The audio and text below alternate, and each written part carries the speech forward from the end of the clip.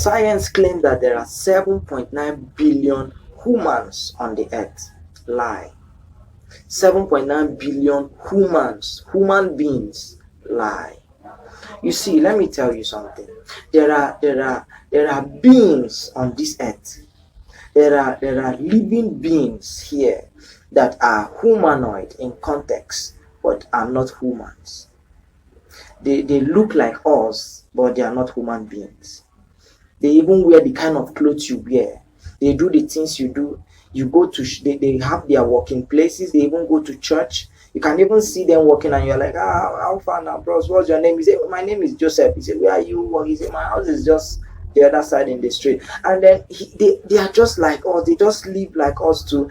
And then we mistake these people as humans, and we won't count them as humans because of how they are. Today I want to tell you about these things. I want to show you these things. I pray that God will grant us understanding today. I just want you to follow me carefully. You see, these beings you are seeing, they are everywhere in this world today. They are not different from human. You see them, they look like human, but the only difference is their characteristic.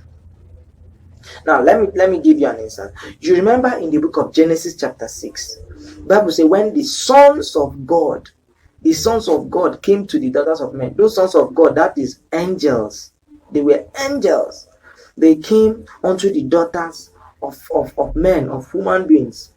And then when they came, they started having them as wives. They came and they were marrying them. Now, the fact there is that they were marrying those people. You see, and the thing is that those angels were not angels they were not having wings. They came like normal human beings, because I'm going to prove it to you that angels can look like normal humans and you might not even differentiate them. You remember the time that the angel of God, the angels that came to destroy Sodom, that went to destroy Sodom and Gomorrah, when they came to Abraham offered them food. They ate the earthly food, and nothing happened to them. So, and they were just like men. Abraham told them, he saw 3 men. They were like human beings. You will not differentiate them. So these beings also that came in Genesis 6, those beings, they were just like human beings. So they could just see a beautiful lady and they negotiate marriage, and the person married. And it's like, well, I'm married now. So because you will not know that these people are not it, because they will come in form of man. If they can even look very handsome, young, beautiful, and they just come they can come in form of a woman, they come in any form, but they are not human. Human is the term human is far from them.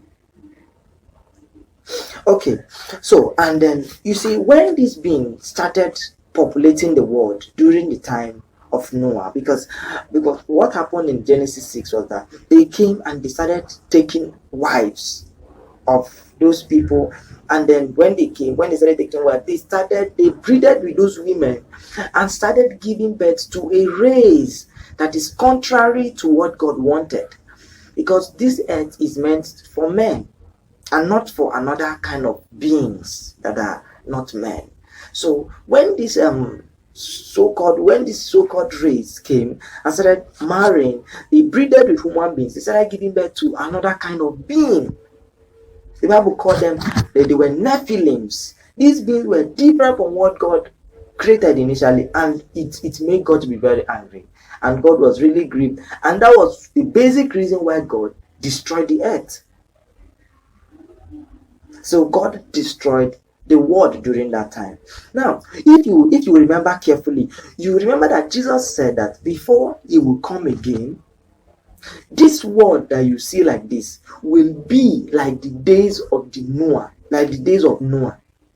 meaning that a repetition of that phrase will happen again.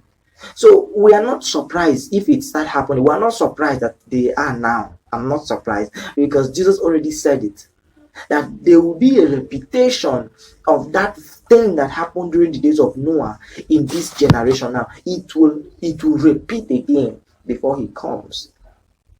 Now that act of marriage, of them breeding with the earthly people to create a new form of humans, will repeat again. Now this video is meant to guide you so that when you come across this video, you will know how to identify those people, so that you will not go and enter into their nets, because they are everywhere now. They are everywhere. They can be your boss. They can even be your colleague. They are associated with wickedness. That is what they are associated with. Wickedness. Pure wickedness. Wickedness. In Genesis, when their activity came up, the next thing we had was that he said, and man was very wicked, and every thought of his heart was wickedness continually. So there is this endlessness in wickedness that was introduced on the earth when this being came into activation on the earth. There was this level of wickedness that was not on the earth before. It was not there before, but immediately those people came, this wickedness was detected. Go and read it. Genesis chapter 6 is in your Bible. Immediately they came to activation, men became very wicked. They introduced a level of wickedness, because them themselves, they are wickedness. And the Bible describes it. It says wickedness in high places. It is wickedness, not just ordinary wickedness, but this kind of wickedness is higher, is in a high place, a high level wickedness. That is what they are, and that is what they introduce on the earth, and that is what they put men to go through. Wickedness. Most of the time when they are in action, there are basic things they always do. They always negotiate marriage. That is always their signal. They always negotiate marriage and introduce it. They always come for marriage, because marriage is a covenant and they understand it very well. So they always use that covenant of marriage to yoke people, to yoke human beings, to yoke men. Just like as they did those times during the days of Noah. The Bible says immediately they came, what they started doing, they started taking wives. They started marrying. They are ready. They will tell you, no, they are ready. I want to marry you. And the marriage is what they just put immediately, and they start marrying. So even till today, whenever you see them, most of the time they go through marriage. They always go through marriages. They use the marriage to covenant you. They use the marriage to lock you down. They use marriage to covenant people, to covenant men and women, so that they can multiply their wickedness, so they can multiply their seeds on the earth through marriage. So when they marry, more of their seed are produced, and so they multiply their wickedness on the earth and on humans. One thing is that those kind of relationship you see doesn't always take time. Those kind of marriage, you see them, they just meet the person, and the next thing they're telling you, no, they want to just do everything quickly, and they just get married. They don't even give you time. They just rush it every hour. Yeah, no, I'm ready now. I'm ready. I want to marry. I've been looking for, and before you know, immediately they already did everything. They don't even allow you to decide. They are just pushing you. Before you know, you're already married. They don't allow you to think. They don't allow you to decide. They just push you.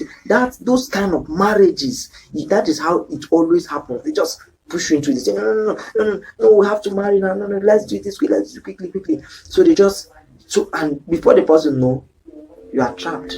They already use that marriage, because they use marriage as traps to trap humans, to trap people, to trap innocent souls. So they will use marriage to trap you down. Now, after you now enter the marriage, that is when you now see wickedness playing, because their wickedness starts immediately after that marriage.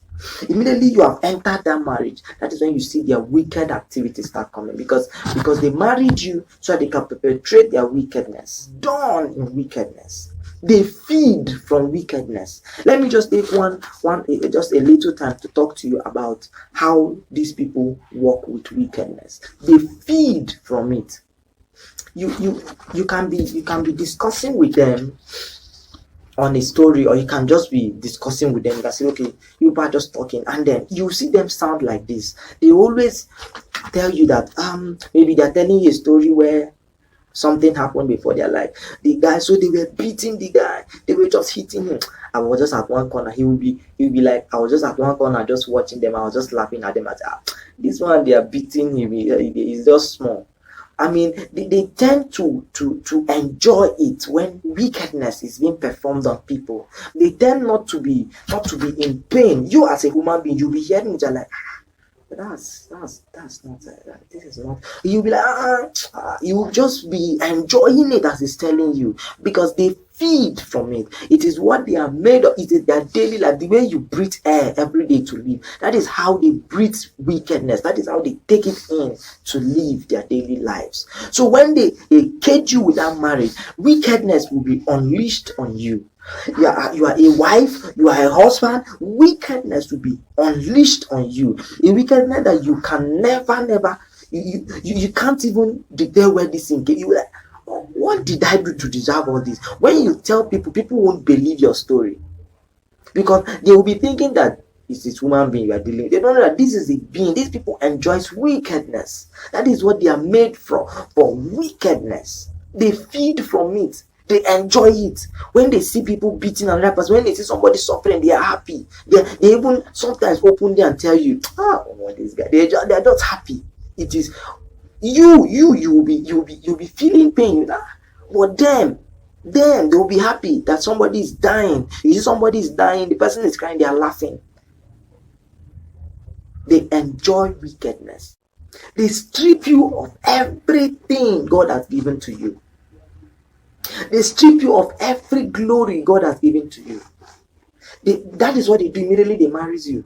They begin to strip you of everything God has given to you, all your glory. They do it with violence. They do it with manipulation. They do it with mind control, physical control, all kinds. When I see these men that beats their wife, some of these men that beat their wife, I will just be looking at those men. But I know in my mind that these people, they are not it. I'm telling you, because these things are mode of way they use to control the person. So they are using violence, they are using manipulation, they are using gaslighting to control you, to make sure you are doing something you don't want to do. They make sure they use it to strip you everything. Maybe you are a talented person, for instance. Maybe God gave you you are a singer. God made you to be a person who sings for him or something. Maybe you're a preacher. Immediately you enter that marriage, the first thing they will stop you of that. They tell you, no, sorry. Do you want the marriage or you want to go and be singing? Which one do you want? You want your marriage to be saved. Now, normal. You tell them, okay, you drop the. I've met a lot of people. One lady I was talking with one time. I was like, well, you know how to sing very well. Why are you not singing? And she was like, well, it's not like I don't like singing. It's my husband. I mean, I was a singer. I was an artist before. We used to go to program and all this. But immediately I got married, he said, no more. All this thing, let it stop. I don't want it again. Let me tell you something. Any marriage, any husband or any wife that stops you as a wife or as a husband from doing God's work, know that marriage need to be questioned. There is something about that marriage that you need to watch carefully, because God's work should not be stopped by a true marriage, because they should even promote you for doing God's work, because that's your destiny. That's what God has wanted you to be doing. Or these people, whenever they come in, they want to stop it, because that is the reason why they even come at the first place to marry you. They would have first of all seen that star, like the way the three wise men saw the star of Jesus. They would have seen it and they say, yes, this one, he worked for God. Let's go and stop it. So immediately they start rushing, they start attacking, they start coming to you with all kinds of love. And before you know, they will marry you and hook you down. Immediately they marry you, they hook you down like that. The next thing, they will start stopping it. No, this one, no, let it not. I don't want it.